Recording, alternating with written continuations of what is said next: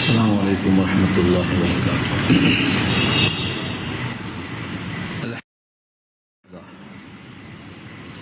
والصلاة والسلام على من لا نبی بعدہ، اما بعد فاعوذ باللہ من الشیطان الرجیم، بسم اللہ الرحمن الرحیم۔ واتل علیہم نبأ ابراہیم اذ قال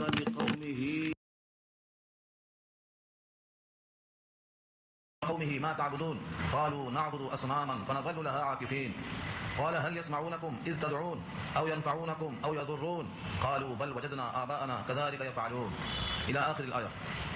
صدق الله العلي العظيم وصدق رسوله النبي الكريم ونحن على ذلك من الشاهدين والشاكرين۔ اللهم ألهمنا رشدنا وأعذنا من شرور أنفسنا، اللهم وفقنا لما تحب وترضى من القول والفعل والنية، رب اشرح لي صدري ويسر لي أمري واحلل عقدة من لساني يفقهوا قولي، آمين يا رب العالمين۔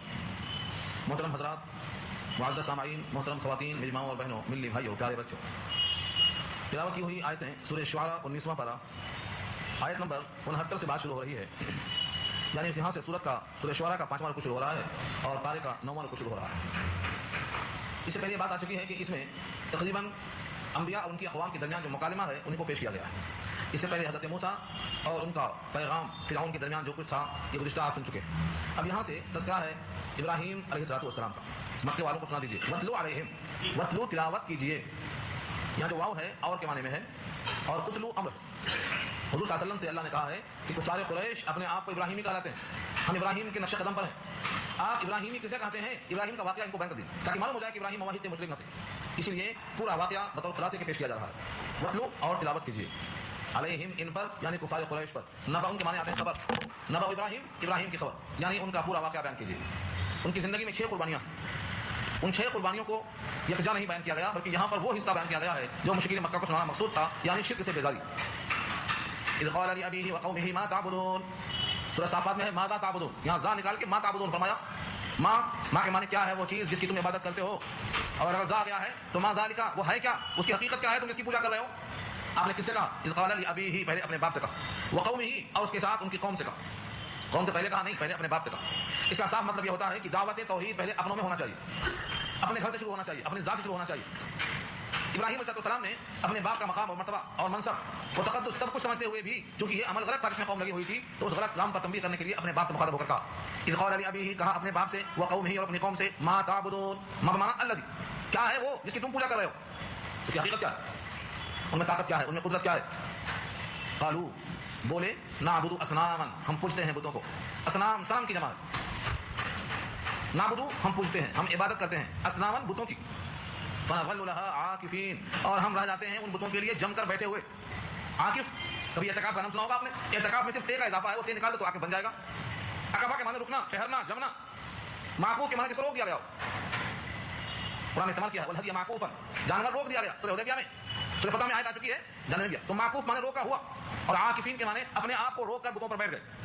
فنظل، ہم رہتے ہیں، جمتے ہیں، لہا ان بتوں کے لیے، عاکفین، ٹھہر کر، جمے بیٹھے رہتے ہیں، کئی گھنٹہ بیٹھے رہتے ہیں، کس پر؟ بتوں پر۔ اور یہ کچھ سمجھتے ہیں، کوئی تو وہاں چڑھاوا چڑھاتا ہے، کوئی روتا ہے، اور کوئی مختلف انداز سے اپنے کمزوری کا اعتراف کرتا ہے۔ ابراہیم علیہ السلام نے سوال کر لیا، قال هل يسمعونكم اذ تدعون، فرمایا کیا وہ سنتے ہیں تمہاری بات کو جب تم ان کو پکارتے ہو؟ پہلا سوال جو اس وقت ختم نہیں ہو گیا، آج بھی آپ یہ سوال کر سکتے ہیں، یہ ہے ابراہیمی طریقہ۔ ابراہیم نے سوال کیا تھا، ختم ہو گیا قصہ، ایسا نہیں ہے۔ آج جن کے درمیان آپ ہیں وہ بھی بتوں کی پرست میں لگے ہوئے ہیں اور بڑے فخریہ انداز میں پوجا کر رہے ہیں۔ ان سے پوچھو تو صحیح، هل يسمعونكم، کیا یہ سنتے ہیں تمہاری بات کو؟ اذ تدعون، جب تم ان کو پکارتے ہو۔ جواب میں آئے گا نہیں سنتے، جواب میں یہی آئے گا نہیں سنتے۔ قرآن کریم نے کئی انداز سے اس کو پیش کیا ہے، کئی مقام پر۔ ایک جگہ فرمایا ہے وَهُمْ بِدُعَائِهِمْ غَافِلُونَ، وہ تو اتنے غافل ہیں کہ انہیں کوئی پکار بھی رہا ہے تو ان کو خبر نہیں ہے، سنتے کیا ہوں گے؟ ان کو پکارے جانے کی بھی خبر نہیں ہے، کچھ نہیں سنتے، سن ہی نہیں سکتے۔ تو جو سن ہی نہیں سکتا ہو اس کو آپ کیا سنائیں گے؟ سنا کے تھک جائیں گے، وہ کچھ سنے گا نہیں۔ آپ سن کے اور سنا کے بیزار ہو جائیں گے۔ ہم نے ایک واقعہ سنایا تھا آپ کو، مجھے اخفش کی بکری کا۔ ایک امام بن گئے، کیسے امام بن گئے؟ بکری کو پکڑ کے دونوں کان پڑھاتے، خوب دیر تک سمجھاتے، اس کے بعد کان چھوڑ کے پوچھتے سمجھ میں آیا؟ تو بکری کی عادت ہے منڈی ہلاتی ہے، وہ نہیں سمجھ میں آیا، پھر دونوں کان پکڑتے، پھر سمجھاتے، چھوڑ دیا، پھر سمجھ میں نہیں آیا، پھر ہلاتی ہے منڈی۔ تو ایسا بولتے بولتے اس فن کے امام بن گئے مگر بکری کو نہیں سمجھا سکے۔ تو یہ بڑھاپے میں جائیں گے، موت آ جائے گی لیکن ان بتوں کو نہیں سنا سکیں گے، زندگی بھر سناتے رہیں گے کیونکہ ان میں سننے کی طاقت ہی نہیں ہے۔ ان کو مجھے اخفش کہا جاتا ہے، اخفش کی بکری۔ فرمایا پہلا سوال ہے هل يسمعونكم إذ تدعون، کیا وہ سنتے ہیں تمہاری بات کو جب تم ان کو پکارتے ہو؟ او ينفعونكم او يضرون، دوسرا سوال کیا وہ تم کو نفع دیتے ہیں اگر تم بندگی کرتے ہو؟ او يضرون، یا تم کو ضرر پہنچاتے ہیں جب تم بندگی نہیں کرتے ہو؟ اگر بندگی کرنے کی نہ کرنے کی وجہ تو ہوگی. ہاں یہ ہونا چاہیے فطرتاً عقلاً، تم جب ان کی عبادت کرتے ہو تو وہ خوش ہو کر تمہاری خوبیوں کے لیے کچھ کر دیتے ہوں گے، تم کو نفع ہو جاتا ہوگا. اور اگر تم بندگی نہیں کرتے ہو تو ناراض ہو کر تم کو ضرر پہنچا دیتے ہوں گے. دو میں سے کچھ ہے؟ یہ دوسرا سوال کیا. اس کا بھی جواب یہ ہے کہ وہ نقصان پر قادر نہیں ہے، نفع پر بھی قادر نہیں ہے. نقصان اور نفع ان کے ہاتھ میں کچھ بھی نہیں ہے، پھر بھی کیے جا رہے ہیں. او ينفعونكم او يضرون، کیا وہ نفع دیتے ہیں تم کو یا تم کو ضرر پہنچاتے ہیں؟ یہ صرف ان بتوں کے لیے نہیں ہے، جتنے بت ہیں کسی بھی شکل کے سب کے لیے یہ حکم ہے. اور یہ میں نے کہا تھا سورہ عنکبوت میں اللہ نے خود کہا، سورہ عنکبوت میں اللہ نے خود کہا مثل الذين اتخذوا من دون الله اولياء كمثل العنكبوت اتخذت بيتا وان اوهن البيوت لبيت العنكبوت لو كانوا يعلمون. اللہ کے علاوہ جن کو لوگ دوست بناتے ہیں، ولی بناتے ہیں، کارساز بناتے ہیں، حمایتی بناتے ہیں، ان تمام کی مثال ایسی ہے جیسے مثلا مکڑی کا جالا. اللہ نے مکڑی کا جالا کیوں کہا؟ کسی اور جالے کا ذکر کیوں نہیں کیا؟ اگر اللہ خود فرماتے ہیں مکڑی کا جالا اس کا گھر تمام گھروں میں سب سے کمزور ہے، اس واسطے اس کا نام دیا. اتنا بھی ان کے اندر قوت نہیں ہے اللہ کے مقابل میں. اس لیے جتنے لوگوں کی بندگی ہو رہی ہے، جتنے معبودوں کو سجدہ ہو رہا ہے اور جن کو بھی اللہ کے مقابل سمجھا جا رہا ہے، ان پوروں سے یہ سوال ہونا چاہیے تم جب بھی پکارتے ہو تو سنتے ہیں وہ، تم بندگی کرتے ہو تو نفع دیتے ہیں وہ، تم بندگی چھوڑتے ہو تو نقصان پہنچاتے ہیں وہ. اگر یہ نہیں ہے تو پھر کیوں کرتے ہو بندگی؟ وہی جواب دیں گے جو جواب مل چکا ہے یہاں مشرکین مکہ سے، وہی جواب دیں گے. کیا جواب ہے؟ جو سمجھتے ہیں کوئی نیا جواب ہے، بہت پرانا ہے، 1400 برس ہو چکا، 1431 سال پہلے جواب ملا تھا. قالوا بل وجدنا آباءنا كذلك يفعلون، کہیں گے بلکہ ہم نے تو پایا ہے ہمارے آبا و اجداد کو ایسا ہی کرتے ہوئے، ان کو دیکھ کے ہم بھی کر رہے ہیں. کرتا ہوا پائے کر رہے ہیں. بیشتر مسلمانوں کے گھروں میں جو رسم و رواج ہیں ان سے پوچھو یہ کس آیت سے ثابت ہے، یہ کس حدیث سے ثابت ہے، یہ کس امام نے بتایا ہے؟ آخر تم نے یہ رواج کہاں سے اخذ کیے ہیں؟ تو پھپھو کرتی تھی ہم کر رہے ہیں، نانا کرتے تھے ہم کر رہے ہیں، دادا کرتے تھے ہم کر رہے ہیں، ہوتا آیا ہے ہم کر رہے ہیں. اگر یہ جواب آیا تو یہ جواب مشرکین مکہ کا ہے، مطلب کر رہا ہوں. یہ جواب کسی مسلمان کا نہیں ہو سکتا. مسلمان کا جواب یہ ہوتا اللہ نے یہ کہا، رسول اللہ نے یہ کہا، صحابی نے یہ بتایا، ائمہ اربعہ نے اخذ کیا، علماء نے متفقہ فیصلہ دیا. یہ ہے مومنین کے اعمال کا ماخذ. لیکن یہاں کیا ہے؟ ہوتا ہوا آ رہا ہے، برسوں سے ہوتا، پرخوں سے ہوتا ہوا آ رہا ہے. اللہ فرماتے ہیں یہ پرخوں سے ہوتا ہوا آنا دلیل صحیح نہیں، بلکہ یہ ہو سکتا ہے کہ سارے غلط ہو اور سارے جہنم میں جائیں، یہ ہو سکتا ہے. آگے کے الفاظ دیکھو، اللہ خود فرماتے ہیں وَلَا فَرَأَيْتُم مَا كُنتُمْ تَعْبُدُونَ أَنتُمْ وَآبَاؤُكُمُ الْأَقْدَمُونَ فَإِنَّهُمْ عَدُوٌّ لِّي إِلَّا رَبَّ الْعَالَمِينَ. ادھیڑ دیا ہے، چمڑی ادھیڑ دیا ہے. ابراہیم جیسے موحد مسلمان کہتے ہیں ہم ابراہیمی ہیں، ملت ابیکم ابراہیم. مشرکین کہتے ہیں کہ ہم ابراہیمی ہیں، ہم ان کے نقش قدم پر ہیں. یہودی کہتے ہیں ابراہیم یہودی ہیں، عیسائی کہتے ہیں کہ ابراہیم عیسائی ہیں. سب اپنے آپ کو جوڑتے ہیں ابراہیم کی طرف. اللہ نے سب کی نفی کر دی. ما کان ابراہیم یہودیا ولا نصرانیا ولکن کان حنیفا مسلما. نہ یہودی نہ نصرانی نہ مشرک، مسلمان ہے وہ، موحد ہے وہ، جو توحید میں گامزن ہے وہ ابراہیمی ہو سکتا ہے، ورنہ وہ نہیں ہو سکتا. کیا کہا؟ ایک سوال جو آپ نے کیا تھا ہوتا ہوا آیا ہے ہم کر رہے ہیں، تو ابراہیم نے کیا جواب دیا ہے؟ جواب ابراہیم نے دیا، اللہ نے پسند کیا اور یہاں نقل کر دیا تاکہ ہر مسلمان جواب دینے پر قادر ہو سکے. افرائیتم، بھلا بتاؤ تو صحیح، تم غور تو کرو صحیح، ما کنتم تعبدون، جن کی تم بندگی کر رہے ہو، جن کی تم عبادت کر رہے ہو، جن کے سامنے تم عاجزی کر رہے ہو، تسلط اختیار کر رہے ہو، روتے ہو، گڑگڑاتے ہو.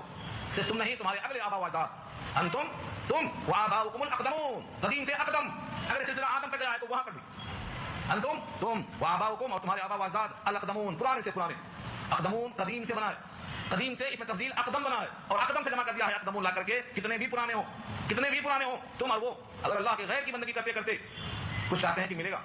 ابراہیم کی زبان سے کہا کہ دیکھو تم جس کی بندگی کرتے ہو، تمہارے پرانے جس کی بندگی کرتے تھے، یہ سب دشمن ہے، دشمن میرے لیے بھی تیرے لیے بھی. فإنهم عدو، دشمن ہے وہ. دشمن کیسے ہوں گے؟ اگر تم عبادت کرو گے تو تم جہنم میں جاؤ گے، تم کو جہنم میں جانے کا ذریعہ کون بنے؟ یہ بت بنے. اور اگر میں ان بتوں کی پرستش کر لوں تو میں بھی جہنم میں جاؤں گا، ذریعہ بنیں گے یہ بت. تو یہ بت کون ہوئے؟ تمہارے بھی دشمن، میرے بھی دشمن. جن کی وجہ سے جہنم میں جانا پڑے اور جن کی وجہ سے جہنم میں جلنا پڑے، یہ تمہارے دوست کیسے ہو سکتے ہیں کہ جہنم میں جانے کا سبب بن رہے؟ اس لیے فرمایا فإنهم عدو، بے شک وہ دشمن ہے، لی میرے لیے، دشمن ہے میرے لیے. الا رب العالمین، مگر ہاں رب العالمین کی بندگی کرو گے، رب العالمین کی عبادت کرو گے تو تمہارے وجود کا جو ذریعہ بنا ہے، تمہاری بقا کا جو ذریعہ بنا ہے، تمہارے لیے جنت کی منزل کا بھی ذریعہ بن جائے گا. تم اسی کو اپنا لو، اسی کو پکڑ لو. ان تمام کے بارے میں یہ بات واضح ہو گئی کہ رب العالمین کو پکڑو تو کائنات میں غذا ملتی ہے، کائنات میں ہوا ملتی ہے، کائنات میں فضا ملتی ہے، کائنات میں تم کو سانس لینے کا موقع ملتا ہے. یہ رب العالمین تمہیں ہر چیز عطا فرمائے گا، اسی کو پکڑو. بقیہ سب دشمن ہیں کیونکہ ان کے پاس جانے سے جہنم میں قریب پہنچ جاؤ. اب یہاں سے ابراہیم علیہ السلام نے رب العالمین کہا کر چھوڑ نہیں دیا، بلکہ دل کی گہرائیوں سے تعارف پیش کیا رب کریم کا. میرا رب کیسا ہو سکتا ہے؟ آج کسی سے کہو کہ بھائی اپنے بیٹے کی تعریف کرو تو 2 گھنٹہ تعریف کرے گا، اور اسے کہو کہ اللہ کی تعریف کرو تو کہے گا میں کیا کروں، اللہ بڑے ہیں، بس اللہ بڑے ہیں. اللہ کی صفات کو مستحضر کر کے بولنے والا موحد ابراہیم کی طرح ہونا چاہیے، اپنے رب کے صفات لازمہ کو جن سے اس کی قدرت اور تم پر شفقت ٹپکتی ہے ظاہر کر دے. ایک جملے میں ادھیڑ دیا، فرمایا فإنهم عدو لي إلا رب العالمین، بے شک وہ لوگ یہ وہ معبودان باطلہ میرے دشمن ہیں، ضرر ہیں، ضرر کا ذریعہ ہیں، مگر ہاں رب العالمین کی عبادت سر تاثر نفع ہے. یہ کون ہے رب العالمین؟ رب کا اشارہ کیا تھا جو آدم سے وجود بخشے، پال کا درجہ کمال تک پہنچائے. اور آگے فرمایا الذي خلقني جس نے مجھ کو پیدا کیا. اور تم بھی تو مخلوق ہو, تم کو بھی تو کسی نے پیدا کیا ہوگا, تم سوچ لو. مجھ کو تو اللہ نے پیدا کیا, مجھ کو تو رب العالمین نے پیدا کیا. اگر تم اس کو نہیں مانتے ہو, کسی کی اور بندگی کرتے ہو, تو تم کو کس نے پیدا کیا, تم کو سوچ لو. الذي خلقني, اور پیدا کر کے چھوڑ نہیں دیا, بلکہ فرمایا فهو يهدين, بلکہ وہ مجھے ہدایت دیتا ہے, مجھے رہنمائی کرتا ہے, میری مصلحتوں پر نظر رکھتا ہے. فهو, بس وہ يهديني ہے, اصل میں مجھے رہنمائی کرتا ہے. جیسے ایک باپ اپنے بیٹے کو انگلیاں پکڑ کے لے کے چلتا ہے کہ کہیں گر نہ پڑے, کہیں الجھ نہ جائے, کہیں دامن گندا نہ ہو جائے, اور کہیں اس کو کوئی اذیت نہ پہنچائے, پوری توجہ کے ساتھ لے کے چلتا ہے. یہ میرا رب ہے, مجھے پیدا کر کے چھوڑ نہیں دیتا ہے, بلکہ مجھے رہنمائی کرتا ہے. مضر کیا ہے, مفید کیا ہے, پہلے تو عقل دے دیا, فہم دے دیا, عقل سلیم دے دیا, اس کے بعد کتابوں کو بھیج دیا, کتابوں پر عمل کرنے کے لیے انبیاء کو بھیج دیا, نمونے کامل کو بھیج دیا, اور کہا کہ دیکھو یہ مجھے پسند ہے, جو ان جیسا ہوگا مجھے پسند ہے, اور ان کی پسند اس کتاب کے مطابق ہے, اور یہ کتاب ان کی پسند کے مطابق ہے. اتنا کھلا پیغام دینے کے بعد بھی اگر اب بھی ہم قرآن سے غافل رہیں گے تو کیا جواب دیں گے؟ والذی ہوا یطعمنی ویسقین, اور وہ جو مجھے کھلاتا اور پلاتا ہے, ہوا وہی ہے, یطعمنی مجھے کھلاتا ہے. رب کھلاتا ہے سب کو, لیکن سب محسوس نہیں کرتے. کھاتے تو سبھی ہیں مگر محسوس نہیں کرتے. مجھے یاد آتا ہے جب نبی صلی اللہ علیہ وسلم نے صوم وصال رکھا لگاتار روزے, تو صحابہ نے کہا کہ ہم بھی رکھیں گے لگاتار روزے مسلسل, بیچ میں سحری نہیں, بیچ میں افطار نہیں, رات اور دن مسلسل روزے. تو نبی صلی اللہ علیہ وسلم نے کہا کہ تم لوگ ایسا مت کرو, تم یہاں میری نقل نہیں کر سکتے. کیوں؟ کیونکہ میرا رب مجھے کھلاتا پلاتا ہے, مجھے کھانے کی حاجت محسوس نہیں ہوتی. کھلانا پلانا بے نیازی کے ساتھ. ابراہیم کو آگ میں کھلایا, 8 دن یا 7 دن تک آگ میں رہے, کیا کھائے, کہاں پکائے, کس نے کھانا بھیجا؟ رب کریم کھلاتا اور پلاتا. تو نبی صلی اللہ علیہ وسلم فرماتے ہیں کہ تم صوم وصال مت رکھو, تم میری طرح نہیں ہو. ایکم مثلی, تمہیں کون ہے میری طرح, مجھے رب کھلاتا اور پلاتا. تو کچھ انسان ہیں جو ان غذاؤں کے بغیر بھی کھا لیتے ہیں رب کریم سے, اور کچھ ایسے انسان ہیں جو غذائیں کھا کر بھی غافل نظر آتے ہیں رب کریم سے. اللہ کی توفیق جس کو جیسی ہو جائے. تو فرمایا کہ میرا رب مجھے کھلاتا اور پلاتا, یطعمنی کھلاتا ہے, ویسقین اور پلاتا ہے. یاد آتا ہے پلانا, انسان اگر پینے کی چیز کو اٹھا کے پیتا ہے اور حلق میں جانے کے بعد بھی ٹھسکا لگ جاتا ہے تو بعد دفعہ مر جاتا ہے. یہ جو راستے کو ہموار کرتا ہے پانی پینے کے لیے, یہ اللہ کی قدرت ہے. کتنے لوگ ہیں ٹھسکا لگنے سے مر جاتے ہیں. تو کھلانا اور پلانا اور ان غذاؤں کو نفع بخش بنانا, جزوے بدن بنانا, جو توانائی خرچ ہو گئی ہے اس کا بدل بنانا, یہ سب اللہ کا احسان. اور فرمایا جب میں کبھی بیمار پڑ جاتا ہوں تو مجھے شفا وہی دیتا. وَإِذَا مَرِضْتُ فَهُوَ يَشْفِينِ, آیت نمبر 80 ہے سورہ شعراء کی. اس کا اہتمام کرو کہ بیماروں سے کہو گولیوں پر زیادہ بھروسہ مت کرو, زیادہ بھروسہ اسی پہ کرو. وَإِذَا مَرِضْتُ فَهُوَ يَشْفِينِ, یہ گولیاں تو ذریعہ ہیں, سبب ہیں. جب دوا لگ جاتی ہے تو ہم سمجھتے ہیں فلاں گولی سے فائدہ ہو گیا. یہ فلاں گولی سے فائدہ ہوا نہیں بولنا, فلاں گولی کو اللہ نے سبب بنا دیا, اللہ نے شفا دیا. شفا اللہ دیتا ہے. ایوب کا قصہ معلوم ہے, شیطان نے آ کر کہا تھا ایوب کی بیوی سے, تم صرف اتنا کہہ دو کہ تم نے ٹھیک کیا, میں تم سے کوئی فیس نہیں لوں گا. تم صرف اتنا کہہ دو کہ تم نے ٹھیک کیا, میں تم سے کوئی فیس نہیں لوں گا, بغیر پیسوں کا علاج کروں گا. بیماری میں حضرت ایوب نے قسم کھا لیا 100 کوڑے ماروں گا. شیطان کو تو بھڑکایا, شیطان کو ہمارے پاس آنے کی تمنا ہوئی, لیکن تم چڑھنے میں کیسے آ گئے؟ یعنی شفا دینا تمہارے بس کی بات نہیں ہے, شفا تو اللہ دیتا ہے. یہ موحد کا ایمان ہوتا ہے. تو آپ جب بھی کسی کے پاس علاج کرنے کے واسطے جائیں تو یہ مت سمجھیں کہ شفا یہ دے گا, شفا اللہ دے گا. جن گولیوں سے شفا ملتی ہے ان سے لوگ مرتے بھی ہیں, جن بستروں سے علاج ہو کر صحتیاب ہو کر لوٹتے ہیں وہاں سے جنازے بھی اٹھتے ہیں. ان کے پاس شفا ہوتی تو کیوں مر جاتے ہو؟ ان کے پاس شفا نہیں ملتی ہے, شفا اللہ دیتے ہیں. یہی ابراہیم نے کہا وَإِذَا مَرِضْتُ, اور جب میں بیمار ہو جاتا ہوں فَهُوَ يَشْفِينِ, تو مجھے وہ شفا دیتا ہے. اس میں تھوڑا سا عربی گرامر برداشت کرو تو ایک لطیفہ سمجھ آئے گا آپ کو. جب بندہ بیمار ہوتا ہوں کہہ رہا ہے, جب مجھے بیمار کرتا ہے نہیں کہا. کیوں؟ جب شفا وہ دیتا ہے تو بیمار کون کرتا ہے؟ بیمار بھی اللہ کرتا ہے, لیکن ادب کا تقاضا ہے کہ عیب کو اللہ کی طرف منسوب نہ کرے. کیا کہے؟ اور جب میں بیمار پڑ جاتا ہوں تو مجھے وہ شفا دیتا ہے. حالانکہ بیمار پڑنا بھی اپنے ارادے سے نہیں ہے, اپنے اختیار سے نہیں ہے, بیمار پڑنا بھی اللہ کی قدرت سے, لیکن تقاضا ادب ہے. یہ نہیں کہتا ہے کہ جب مجھے وہ بیمار کرتا ہے تو مجھے وہ شفا بھی دیتا ہے, تمہیں نے درد دیا ہے تمہیں دوا دینا, یہ نہیں کہا ہے. میں جب بیمار پڑتا ہوں تو مجھے وہ شفا دیتا ہے. اس میں اپنی کوتاہی پر نظر. اور ہوتا بھی ایسا ہے, کبھی انسان حفظان صحت کے اصول سے انحراف کرتا, پانی میں بھیگ گیا, بخار آ گیا, کیا ہوتا, بھیگ گیا تھا بخار آ گیا, بھیگنے سے بخار آیا. ہو سکتا ہے سبب کے درجے میں بخار آیا ہو بھیگنے سے, لیکن ایسا کہنا نہیں چاہیے, ایسا نہیں کہنا چاہیے. کیونکہ بہت سے لوگ بھیگتے ہیں کو بخار نہیں آتا. آپ کیوں آیا؟ اصل میں بیماری اللہ کی طرف سے مومن کے لیے ایک بہت بڑا انعام ہے. کون سمجھتا ہے؟ جب مصیبت آتی ہے بندے کی تو اللہ کو بندہ زیادہ یاد کرتا ہے. جب اللہ تعالیٰ بندے کو یہ موقع دیتے ہیں بیماری کا تو بندہ اللہ کو بہت یاد کرتا ہے, اور جب اللہ کو بندہ یاد کرتا ہے تو بندے کو اللہ بھی یاد کرتے ہیں. کیونکہ اصول بتا دیا فذکرونی اذکرکم کا, تو ہم کو بیماری نہیں دیا بلکہ ہم کو سبب بتا دیا, اللہ کو یاد کرنے کا ایک مشورہ بتا دیا.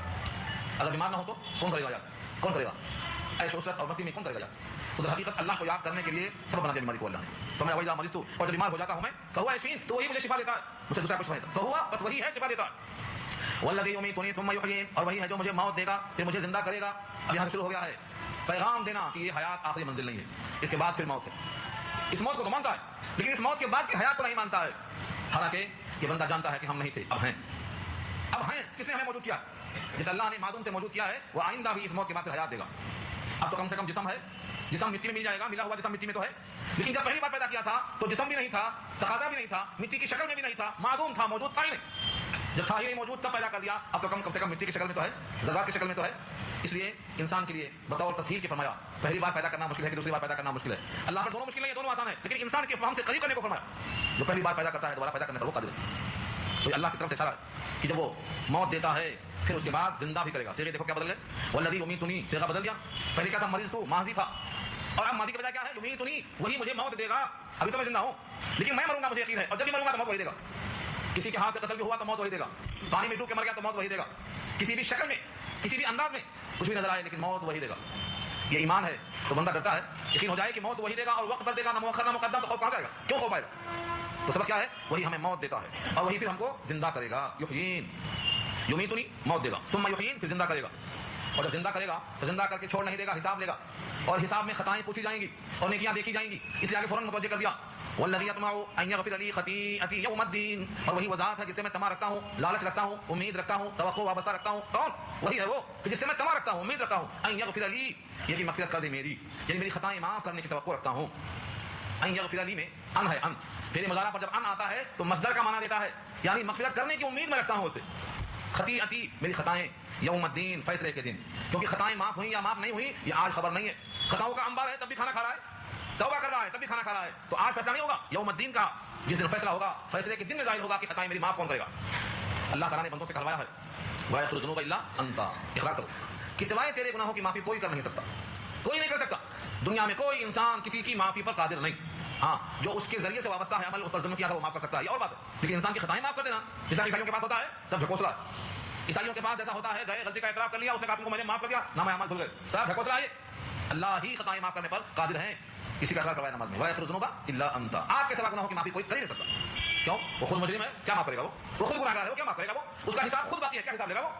جب سارے انسان خود حساب کے محتاج ہیں تو حساب لینے پر قادر نہیں ہے وہ۔ اسی واسطے فرمایا کہ میرا رب وہی ہے جس سے مجھے امید ہے کہ میری خطائیں قیامت کے دن معاف فرمائیں گے۔ اب تک تعارف تھا، اللہ کا تعارف کرتے کرتے اللہ سے اتنا قربت ہو گئی، اتنا استحضار ہو گیا کہ گویا رب حاضر ہے، اور بندہ ان کی تعریف کرتے کرتے اتنا قریب ہوا کہ انہیں سے مخاطب ہونا شروع کر دیا، کہا ربی، اے میرے رب۔ قرآن کریم میں ایک فن ہے بلاغت کا، مخاطبت کا، بات کرتے کرتے حضرت ابراہیم قوم سے بات کر رہے ہیں، قوم کے سامنے اللہ کا تعارف پیش کر رہے ہیں، لیکن تعارف کرتے کرتے موت و حیات کا ذکر کرتے کرتے حساب کا وقت لاتے لاتے جیسے حساب سامنے ہو، اللہ موجود ہو گئے ہوں، اس طرح سے اب مخاطب سے بات ہونا شروع ہو گئی ہے، غائب سے حاضر کی طرف ذہن منتقل ہو گیا، یہ استحضار رب کہلاتا ہے۔ کہا ربی، اے میرے پروردگار، حب لی، مجھ کو عطا فرما، حکمن، حکم، یعنی ایسے ایسے احکامات دیجئے جن سے میں آپ کو راضی کر سکوں، حکم دیجئے۔ اس حکم سے مراد کیا ہے؟ حکمت، حکمت دائی مجھے عطا فرمائیے، والحقنی بالصالحین، اور مجھ کو شامل فرمائیے صالحین میں، الحقنی مجھے لاحق کر دیجیے، شامل کر دیجیے، کس میں؟ صالحین میں۔ اب سوچو ابراہیم جیسے اللہ کے خلیل کیا خواہش کرتے ہیں؟ صالحین میں شامل کر دیجیے۔ یہ صرف انہی کی دعا نہیں ہے، حضرت سلیمان نے بھی یہی کہا ہے، حضرت یوسف نے بھی یہی کہا ہے، سو یوسف میں دیکھو یوسف کا قول ملے گا، ان تمام نے، تمام پیغمبروں نے خواہش کیا کی ہے، صالحین میں ہم کو شامل کر دے۔ اسی لیے نماز میں آپ کہتے ہیں وعلی عباد اللہ الصالحین، اور جتنے اللہ کے صالح بندے ہیں سب پہ خدا کی رحمت ہو، تو صالحین میں شامل کرنے کی جب دعا انبیاء کرتے ہیں تو صالحین کہاں ملتے ہیں؟ صالحین کے رہنے کی جگہ مسجدیں ہیں، جو مسجدوں میں آتا ہے صالحین میں شامل ہوتا ہے۔ اسی لیے جو بندے مسجدوں سے دور رہتے ہیں وہ صالحین سے دور رہتے ہیں، کتنے محروم ہیں وہ کہ جن صالحین کی صحبت میں رہنے کے لیے ابراہیم دعا کرتے ہوں، یوسف دعا کرتے ہوں، حضرت سلیمان دعا کرتے ہوں، ان تمام صالحین کی صحبت کتنی اہم ہوگی۔ اسی لیے اللہ نے ہر ایمان والے سے کہا ہے کونوا صادقین، کونوا صادقین، سچوں کے ساتھ رہو، سچوں کے ساتھ رہیں گے سچے بنیں گے، اور جھوٹوں کے ساتھ رہیں گے جھوٹے بنیں گے۔ رب حب لی حکمن، اے رب مجھے دے دے حکم، یعنی حکمت عطا فرما، والحقنی بالصالحین، اور مجھ کو شامل فرما صالحین کے ساتھ، نیک لوگوں کے ساتھ شامل فرما، واجعل لی لسان صدق فی الآخرین، واجعل، اور بنا، لی میرے لیے، لسان صدق زبان سچی، لسان صدق سچی زبان، فی الآخرین بعد والوں میں، یعنی بعد کے لوگ مجھے اپنی زبان سے اچھا یاد کریں، مجھے برا خراب نہ کہیں، ایسا کوئی عمل نہ کر دوں میں کہ لوگ مجھے بعد میں برا بھلا کہیں، مجھے ایسا بنا کہ آخری میں میرا چرچا ہو، میں ایسا کچھ کام کروں کہ وہ لوگ میری نقل کریں تو ان کے کرنے کا بھی ثواب مجھے ملتا جائے۔ جیسا حدیث میں آتا ہے اگر کسی نے کوئی اچھا کام کیا اور اس کو دیکھ کر کسی اور نے کیا تو جتنے لوگ اس کو دیکھ کر اچھا کام کریں گے ان تمام کے اچھا کرنے کا ثواب اس کو ملے گا۔ جو انسان نیکیوں میں پہل کرتا ہے بار بار نقل کرتے ہیں تو ان پوروں کا ثواب تنہا اسے ملے گا۔ یہاں فرمایا وجعل لی، اور بنا دے میرا تذکرہ، سچا تذکرہ، فی الآخرین بعد میں آنے والوں کے لیے۔ آج اس دعا کا اثر دیکھ رہے ہیں آپ، مسلمان کہتے ہیں ہم ابراہیمی، یہودی کہتے ہیں ہم ابراہیمی، عیسائی کہتے ہیں ہم ابراہیمی، مشرکین مکہ تک کہتے ہیں ہم ابراہیمی، یہ ہر طرف انہیں کو کھینچ رہے ہیں۔ کیوں؟ اس دعا کے مقبول ہونے کا ثمرہ ہر شخص اپنے آپ کو جوڑتا ہے ابراہیم کی طرف۔ اس سے معلوم یہ ہوا کہ بعد والوں میں عمدہ چرچا ہونے کی تمنا رکھنا کوئی معیوب نہیں ہے۔ اس پر محدثین نے بڑی تفصیلیں لکھی اور بڑی باریک باریک باتیں لکھی ہیں، میں عوام کے درمیان اس کو کیسے لاؤں مجھے کبھی کبھی سوچنا پڑتا۔ جیسے ابراہیم کی خواہش یہ ہے کہ بعد والے مجھے اچھا خیال کریں، اس کی دو شکلیں، اگر آدمی اچھا واقعتاً ہے اور اس کو لوگ اچھا سمجھتے ہیں تو یہ مایوب نہیں ہے، اچھی چیز ہے، لیکن اچھا ہے نہیں، لیکن دل یہ چاہتا ہے کہ مجھے لوگ اچھا سمجھیں، یہ ہے مایوب۔ جس قابل نہیں ہے چاہتا یہ ہے کہ مجھے لوگ قابل سمجھیں۔ نبی صلی اللہ علیہ وسلم کی ایک دعا ہے، آپ کو دعا یاد کرنا چاہیے، اللہم اجعل لی فی عینی صغیرا وفی اعین الناس کبیرا، اے اللہ مجھ کو میری آنکھوں میں حقیر بنا کر پیش کر، صغیر مانے چھوٹا، مجھ کو میری آنکھوں میں چھوٹا کر کے بتا، اور دوسروں کی آنکھوں میں مجھے بڑا کر کے بتا۔ کیا مطلب ہوا؟ لوگ بڑا سمجھیں تو کوئی بات نہیں، لیکن میں اپنے آپ کو بڑا نہ سمجھوں، کیونکہ میں جب بڑا سمجھوں گا تو اس کا نام عجب ہوگا، اس پر مواخذہ ہو سکتا ہے۔ تو معلوم کیا ہوا؟ اگر بندہ نیک ہے اور اس کو لوگ نیک سمجھتے بھی ہیں تو یہ اس کے لیے اچھی چیز ہے، لیکن نیک نہیں ہے اور نیک بننا چاہتا ہے لوگوں کی نگاہوں میں تو یہ مایوب چیز ہے، یہ کبر ہے۔ ہاں اللہ تعالیٰ نے اگر مومن کے لیے اس کی نیکیوں کی وجہ سے مقبولیت دے دی ہے، لوگوں کے دلوں میں محبت ڈال دی ہے، لوگوں کی محبت اور لوگوں کی عظمت لوگوں میں چرچا عام ہو چکا ہے، تو یہ مومن کے واسطے بشارت ہے، خوشخبری۔ یہاں یہی چیز مراد ہے کہ مجھ کو ایسا بنا دو کہ بعد والے مجھے اچھا سمجھیں اور میں ایسے کام کر کے جاؤں کہ اس کے کرنے والے مجھے دعائیں دیں۔ اور وہ کون سا کام ہے؟ توحید کی بنیاد ڈالا ہے، بت پرستی کی، اور بتوں کو توڑنے کی بنیاد کون ڈالا؟ ابراہیم۔ من کسر اللہ السلام، بتوں کو کس نے توڑا؟ ابراہیم نے توڑا۔ بتوں کی بے بسی کس نے ظاہر کیا؟ ابراہیم نے۔ بتوں میں سننے کی طاقت نہیں ہے، کون پوچھتا ہے؟ ابراہیم نے۔ بتوں میں نفع دینے کی قوت نہیں ہے، کون پوچھتا ہے؟ ابراہیم نے۔ اپنے رب کا تعارف کون کراتا ہے؟ ابراہیم۔ تو یہ ہے وہ بنیاد کہ تم بھی کرو ابراہیم کے طریقے پر، میں نے ایسا کام کیا نہیں، مجھ سے ایسا کام کروا کہ بعد والے میرا چرچا کریں، مجھے اس کا اجر ملتا جائے۔ اور یہ ہو رہا قیامت کی صبح تک جتنے انسان دنیا میں ابراہیم کا چرچا کریں گے موحد کے نام سے، ان کو بھی اجر ملے گا اور ابراہیم کو بھی ساتھ ساتھ اجر پہنچتا رہے گا۔ لوگ دنیا کے ہول سیل لیڈر بہت ہیں، لیکن ثواب کے بارے میں نہیں جانتے ہول سیل کیا، یہی ہول سیل ہے، ایسا کام کر کے جانا کہ لوگ اس طریقے پر گام نہ ہو جائیں۔ وجعلنی من ورثۃ جنت النعیم، اور اے اللہ مجھ کو بنا دے جنت النعیم کے ورثہ میں سے، ورثہ وارث کی جمع ہے، جن کو جنت ملے گی میراث میں، جنت النعیم کے ورثہ میں سے مجھ کو بھی بنا دے۔ وجعلنی مجھے بنا دے من سے ورثہ میں سے جنت النعیم۔ جنت النعیم کیا ہے؟ نعمتوں کی جنت۔ جنت کی بہت سی قسمیں ہیں، سب سے اعلیٰ کون سی ہے؟ جنت الفردوس۔ نبی صلی اللہ علیہ وسلم نے کہا جب اللہ سے مانگو تو اپنی شان کے مطابق مت مانگو کہ میں تو حقیر فقیر ہوں، کیا مانگوں؟ اللہ سے اللہ کی شان کے مطابق مانگو اور کہو اللہ مجھے جنت الفردوس عطا فرما، یہ دعا کرو۔ اونچی چیز مانگو، چھوٹی چیز مانگیں گے تو دینے والے کو غصہ بھی آ سکتا ہے، اتار دی جائیں گے، اپنے شان کے مطابق اللہ عطا فرمائیں گے، یہ امید رکھ کے مانگنا۔ تو جنت میں سے ایک جنت عدن بھی ہے، جنت الفردوس بھی ہے، جنت النعیم بھی ہے، نعمتوں کی جنت ہے، جہاں نعمتیں ہی نعمتیں ہوں گی، ان سے فیضیاب ہونے کی توفیق مجھے دی، یہ دعا کریں۔ اپنی محبت اپنے باپ کے ساتھ یاد آئی کہ میں تو جنت نعیم میں ہوں، اس کے ورثہ میں سے ہوں، میں وہاں کی نعمتوں میں برابر ہوں، اور میرے والد جو میرے وجود کا سبب ظاہری بنے ہیں یہ جہنم میں چلے جائیں، تو یہ ان کے محبت پدری کا تقاضا ہے کہ ان کو یاد آئی اپنے والد محترم کی، اور وہ اللہ سے دعا کر بیٹھے۔ اس سے معلوم ہوتا ہے یہ کہ شفقت اور نسبت اور تعلق انسان کو تقاضا کرتا ہے، یہ تقاضائے انسانیت ہے۔ کیا دعا کیا؟ واغفر لی ابی، اور مغفرت کر دے میرے باپ کی، واغفر اور مغفرت کر دیجیے لی ابی میرے باپ کی، انہ کان من الضالین، بے شک وہ ہے گمراہوں میں سے۔ یہ نہیں کہا کہ میرے ابا ایسے تھے ویسے تھے، لوگ سمجھتے ہیں اگر میرے ابا کو ایسا ویسا بول دیا تو میری عزت اتر جائے گی۔ ابراہیم نے اپنے باپ کا وہی تعارف کروایا جس کے وہ مستحق تھے کہ وہ گمراہوں میں سے تھے، کیونکہ وہ بتوں کی پرستش کرتے تھے۔ انہ کان من الضالین کا ضال کی جمع ہے ضالین، جو لفظ سورہ فاتحہ میں آپ پڑھ چکے ہیں، ولا ضالین یہ وہی لفظ ہے، اگر وہاں گمراہ کے معنی میں ہے تو یہاں بھی گمراہ کے معنی میں ہے۔ ہاں البتہ اگر ضال کے بجائے ضلال آ جائے تو معنی بدلیں گے، جس طرح یوسف کے کلام میں آپ کو ملے گا، حضرت یعقوب سے لوگ کہتے تھے انک لفی ضلالک القدیم، تم پوری کھلی گمراہی میں ہو، پہلے والی قدیم گمراہی میں ہو، جب دیکھو جب بیٹے کی یاد کرتے ہو۔ محبت میں فریفتہ ہونا یہ ہے ضلال۔ تو فرمایا کہ میرے ابا گمراہوں میں سے تھے، گمراہ لوگوں میں سے تھے، لیکن ان کی مغفرت فرما دے۔ یہ سوال جواب یہاں نقل نہیں کیا اللہ نے، لیکن آگے چل کر دو مقامات پر اللہ نے تفصیل بیان کی ہے۔ ایک سورہ توبہ 10واں پارہ کہ کسی بھی مومن کے لیے جائز نہیں ہے کہ کسی مشرک کے حق میں استغفار کرے، کسی بھی نبی کے لیے اور کسی بھی مومن کے واسطے جائز نہیں ہے ان یستغفروا للمشرکین ولو کانوا اولی قربى، کتنا بھی قرابت دار ہو تو مشرک کے واسطے استغفار نہیں کر سکتا۔ یہ ہم نے تفصیلی بحث کی ہے سورہ توبہ پارہ 10 میں، لیکن کچھ لوگ نئے ہیں، خلاصہ کچھ سنا دیتا ہوں میں آپ کو۔ اللہ نے فرمایا کہ ابراہیم کا استغفار اپنے باپ کے لیے اس وقت تھا جب تک ان کو امید تھی کہ ابھی وہ زندہ ہیں، شاید توبہ کی توفیق ہو جائے، شاید وہ ایمان والے بن جائیں، تو ان کی زندگی میں دعا کا مطلب تھا اے اللہ میرے باپ کو ایمان والا بنا دے اور ایمان کے بعد ان کی مغفرت فرما دے، یہ مطلب ہے اس کا، یعنی مغفرت کی شرط ایمان ہے اسے عطا کر دے۔ لیکن ابراہیم کا انتقال ہو گیا بغیر ایمان کے، ان کو معلوم ہو گیا کہ وہ اللہ کے دشمن ہو کر مر گئے، تو ابراہیم نے ان کے حق میں استغفار سے برات کا اظہار کر دیا۔ فلما تبین له انه عدو لله تبرأ منه، برات کا اعلان کر دیا، اب میں ان کے حق میں استغفار نہیں کروں گا۔ تو توبہ کا دروازہ کھلا ہے دم نکلنے تک۔ اب مر گیا انسان بغیر ایمان کے تو اس کا خاتمہ کفر ہو گیا ہے، اب اس کے حق میں استغفار درست نہیں۔ سورہ توبہ میں بحث آ چکی ہے، تفصیل سے دیکھو۔ نبی صلی اللہ علیہ وسلم نے استغفار کیا تھا ایک منافق کے لیے، اللہ نے کہا استغفار کرو یا نہ کرو، اگر 70 بار بھی استغفار کرو گے تب بھی اللہ معاف نہیں کرے گا۔ کس کے لیے کہا؟ نبی کے لیے۔ استغفر لهم او لا تستغفر لهم ان تستغفر لهم 70 مرة فلن يغفر الله لهم، 70 بار بھی۔ فرمایا نبی صلی اللہ علیہ وسلم نے اگر مجھ کو یہ معلوم ہو جائے کہ 70 بار سے زیادہ کرنے پر اللہ راضی ہوں گے تو میں 70 بار سے زیادہ استغفار کرنے پر تیار ہوں، لیکن یہاں 70 کا عدد کثرت کے لیے نہیں ہے بلکہ تاکید کے لیے ہے، کسی حال میں مغفرت نہیں ہوگی۔ اس سے معلوم ہوا کہ مشرک کے حق میں دعائے ایمان دعا کر سکتے ہیں جب تک وہ زندہ ہے، اور مرنے کے بعد اب اس کے حق میں دعائے ایمان نہیں ہے، دعائے بخشش بھی نہیں ہے، ختم ہو گئی۔ ابراہیم کی ملاقات اپنے ابا سے کب ہوگی؟ محشر کے میدان میں ہوگی. کس حالت میں ہوگی؟ یہ پوری بات ہم نے کیا ہے سورہ حج کی پہلی آیت کے ذیل میں، وہاں ضرور دیکھنا، پوری بات وہاں موجود ہے. وَاغْفِرْ لِأَبِي إِنَّهُ كَانَ مِنَ الضَّالِّينَ، مغفرت فرما دے میرے باپ کی، یعنی آپ میرے باپ کو توفیق ایمان دے دو اور پھر اس کے بعد ایمان کو سبب بنا کر مغفرت بھی کر دو. إِنَّهُ كَانَ مِنَ الظَّالِمِينَ، بے شک وہ ہے گمراہوں میں سے. وَلَا تُخْزِنِي يَوْمَ يُبْعَثُونَ، اور مت اٹھاؤ مجھ کو رسوا کر کے، یعنی اٹھائے جانے کے دن مجھے رسوا نہ کرنا، یہ ہے اصل دعا. وَلَا تُخْزِنِي، خزیوں کے معنی رسوائی، وَلَا تُخْزِنِي مجھے رسوا نہ کرنا. یوم یبعثون، اٹھائے جانے کے دن. اس پر یاد آیا سورہ حج کے آیت کے ذیل میں وہ حدیث نقل کیا امام بخاری نے. قیامت میں ابراہیم اللہ سے کہیں گے آپ سے میں نے درخواست کی تھی اور دعا میری قبول ہو گئی تھی کہ تجھ کو میں اٹھائے جانے کے دن رسوا نہیں کروں گا. اس سے بڑی رسوائی اور کیا ہو سکتی ہے کہ میرا باپ اس حالت میں ہے، ابراہیم کا باپ اس حالت میں ہے، ایا خزی بعد هذا، اس کے بعد رسوائی کی کون شکل باقی بچتی ہے؟ اللہ فرمائیں گے اب اپنے ابا کی طرف دیکھو، دیکھا تو ایک بجو ہے، بجو کیچڑ میں لوٹ رہا ہے، اٹھا کر جہنم میں پھینک دیا گیا اور حکم ہوا اب تم اپنے ابا کو اپنے ابا کی شکل میں کبھی نہیں دیکھو گے.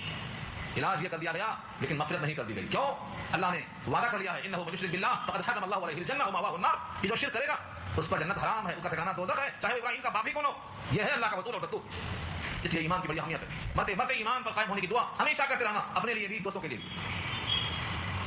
یہاں وہ اشارہ ہے ولا تخزنی یوم یبعثون، مجھے رسوا نہ کرنا اس روز، رسوا نہ کرنا جس دن اٹھائے جائیں گے لوگ. یوم لا ينفع مال ولا بنون، جس دن نفع نہیں دے گا مال ولا بنون اور نہ بیٹے، الا من اتى اللہ، مگر وہ شخص جو آئے اللہ کے پاس بقلب سلیم، قلب سلیم لے کر آئے. عطا کا صلہ با آیت اللہ نا، تو کیا ترجمہ ہوا؟ قلب سلیم لے کر آئے. قلب سلیم لے کر کے آئے. اب یہاں پر تھوڑا سا علمی بحث کیا شارحین نے. استثناء کی دو قسمیں، لفظ اللہ کیا کرتا؟ استثناء کرتا. استثناء کے معنی کیا ہے؟ مال بیٹے نفع نہیں دیں گے، مگر جس کا دل صحیح سالم ہے اس کے مال بیٹے نفع دیں گے، یہ مطلب ہوا. تو یہ کیا ہوا؟ استثناء متصل ہو گیا.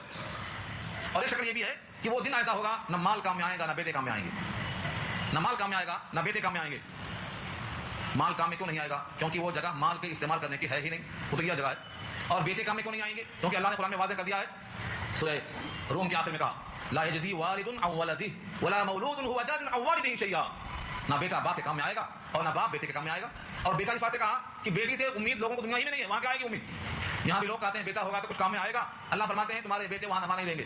اور ہاں سوال بیٹی سے نفع کی امید تم کو یہاں بھی نہیں تھی تو وہاں کیا رکھو گے؟ تم تو بوجھ سمجھتے تھے اس کو. لفظ بنون استعمال کیا اللہ نے، جس دن نفع نہیں دے گا نہ مال نہ بیٹے.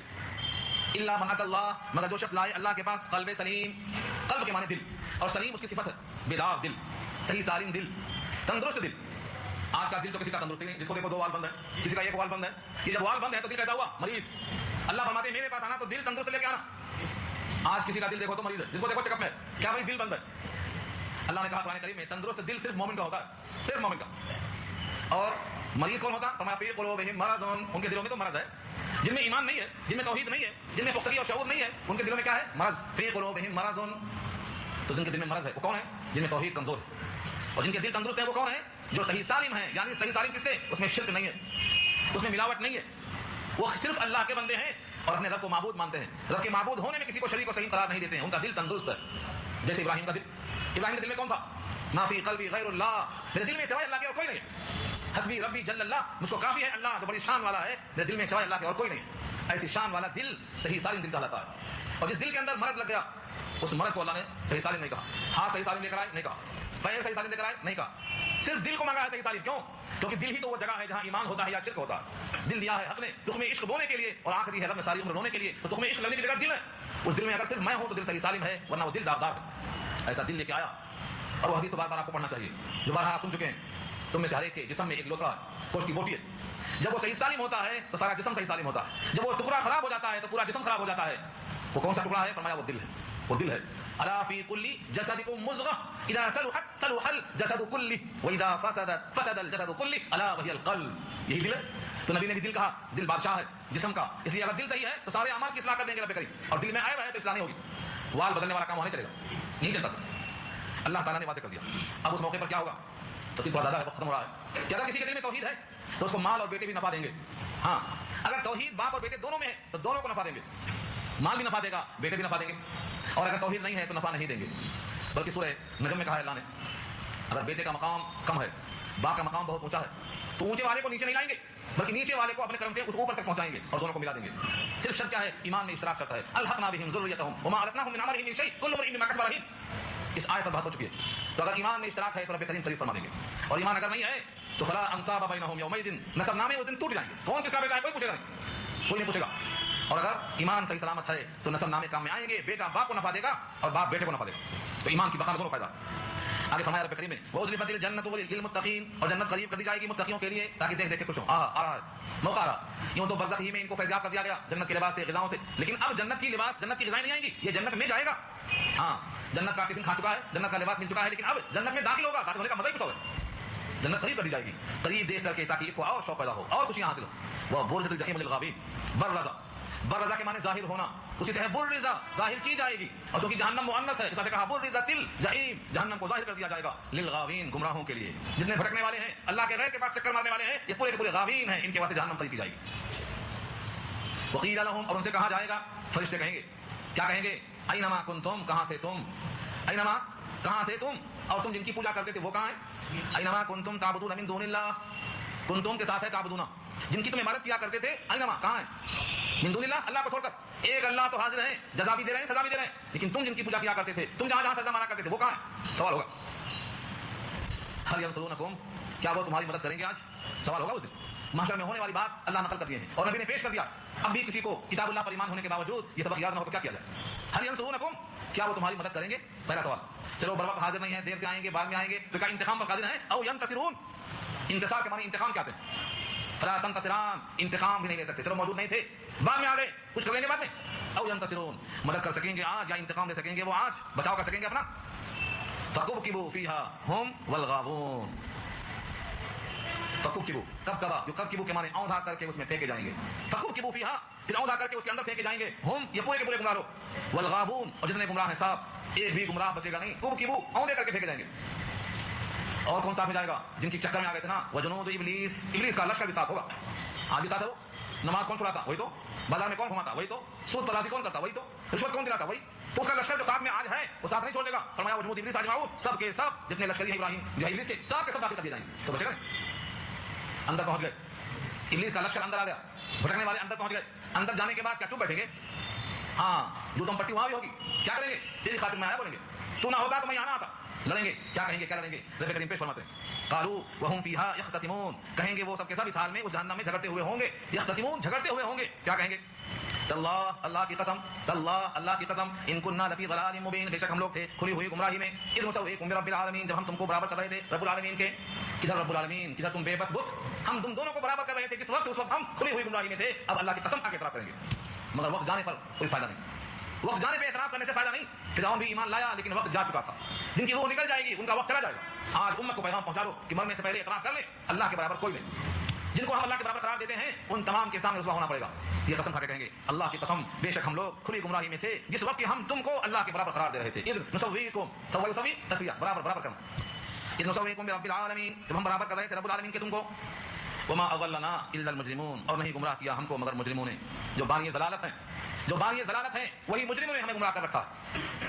اب اس گمراہی کا نتیجہ کیا ہوگا؟ ہر طرف سے مایوس، تلاش کرے گا دائیں بائیں، کوئی دوست ہے جو دوستی کا مظاہرہ کرے اور ہم کو کچھ حمایت کرے، اس کے بعد تقاضا ہوگا دائیں بائیں دیکھیں گے، کوئی گہرا دوست ہے کم سے کم تسلی ہی دے دے، کوئی نہیں، نہ دائیں نہ بائیں نہ اوپر نہ نیچے، کسی طرف کوئی سہارا نہیں، وما اضلنا الا المجرمون، نہیں بھٹکایا ہم کو مگر مجرموں نے، وما لنا من شافعین، بس نہیں ہے ہمارے لیے کوئی سفارش کرنے والا، شافعین جمع ہے، شافع اس کا واحد ہے، شافعین کوئی سفارش کرنے والا ہے ہی نہیں، کیوں نہیں ہے؟ کیونکہ ایمان یہاں نہیں ہے، اگر ایمان ہوتا تو سفارش کرنے والے بہت ملتے، ایمان نہیں ہے تو کوئی شافع نہیں، کوئی سفارش کرنے والا نہیں، اس سے معلوم یہ ہوا ایمان کے بغیر سفارش کرنے والا کوئی نہیں ہوگا، ولا صدیق حمیم، اور نہ کوئی گہرا دوست ہے، اگر کوئی سفارشی ہوتا تو چھڑا دیتا، کوئی گہرا دوست ہوتا تو کم سے کم دل سوزی کر لیتا یا تم کیسے ہو، کس حال میں ہو، کوئی نہیں، ولا صدیق حمیم، صدیق ہمارے دوست، اور حمیم صفت ہے اس کی گہرا دوست، گرم دوست، کوئی نہیں ہوگا۔ اب لے دے کے ایک ہی بات کہے گا، کوئی چانس ہے ایک بار جہاں موقع مل جائے باہر جانے کا، ایک بار، جائیداد ہے، پراپرٹی ہے، بہت سی چیزیں چھوڑ کے آیا ہوں، ایک بار موقع مل گیا سب کو سمیٹ کر تیرے پاس پیش کر دوں گا، ایک بار موقع مل جائے، کہے گا فلو، بس اگر کاش کے ان لنا کرتن، ہوتا ہمارے لیے دوبارہ جانا، کرتن کے معنی کیا آتے ہیں؟ دوبارہ، مقرر ارشاد، پھر سے سناؤ، یہ مقرر اسی کرت ہی سے ہے، دوبارہ، کرتن کے معنی کیا اچھا ہوتا کہ دوبارہ موقع ملتا ہم کو، فنکون من المؤمنین، تو ہم ہو جاتے ایمان والوں میں سے، اب کے ایمان والوں میں سے ہو کے آئیں گے، پکا پروگرام ہے، لیکن وہاں سے آنے کا موقع ملے گا تب تو آئیں گے، کوئی راستہ نہیں، فاضل امرات من سبیل، کوئی راستہ نہیں، سب بند، ایک بار جو دنیا میں آیا ماں کے پیٹ میں جا سکتا نہیں جا سکتا، ایک بار تھن سے دودھ باہر نکل گیا تھن میں واپس نہیں جا سکتا، واپس جانے کی سوچو مت، اب جو موقع ہے یہ غنیمت ہے، جو ایک بار دنیا سے چلا گیا قبر کی منزل میں پہنچ گیا، دنیا میں دوبارہ نہیں آ سکتا، یہ پیغام دیا ہے اللہ نے، ان فی ذلک لآیہ، بے شک اس میں نشانی ہے، نشانی ہے طالبان حق کے لیے، راستے کھل گئے. وما كان اكثرهم مؤمنين، اور نہیں ہے ان میں سے اکثر لوگ ایمان لانے والے. یعنی مشرکین مکہ سن کر بھی ان باتوں کو ایمان نہیں لائے. اور مشرکین مکہ ایمان نہ لائے تو نہ صحیح، لیکن آج جو ایمان والے ہیں وہ ان آیتوں پر یقین کرنے والے کب بنیں گے؟ وہ قسم دیں گے قرآن کریم کی آیتوں کو کہ ان کا مالک اور ان کا حقیقی رازق اور ان کی حیات کا قادر صرف ایک ذات ہے، اس کو راضی کرنے کی فکر کب پیدا ہوگی؟ اللہ فرماتے ہیں وَإِنَّ رَبَّكَ، اور بے شک آپ کا رب لَهُوَ الْعَزِيزُ الْحَكِيمُ لَهُوَ الْعَزِيزُ الرَّحِيمُ، البتہ بہت غالب ہے، بہت رحم کرنے والا ہے. رب کی رحمت کا تقاضا ہے کہ وقت سے پہلے بتا دیا، اور غالب اتنا ہے کہ اس کے فیصلے کے خلاف کوئی فیصلہ نہیں کر سکتا ہے. بات یہاں مکمل ہو گئی، آگے نیا رکوع شروع ہوتا ہے. اللہ تعالیٰ عمل کرنا آسان فرمائے. دعا کر لیجیے.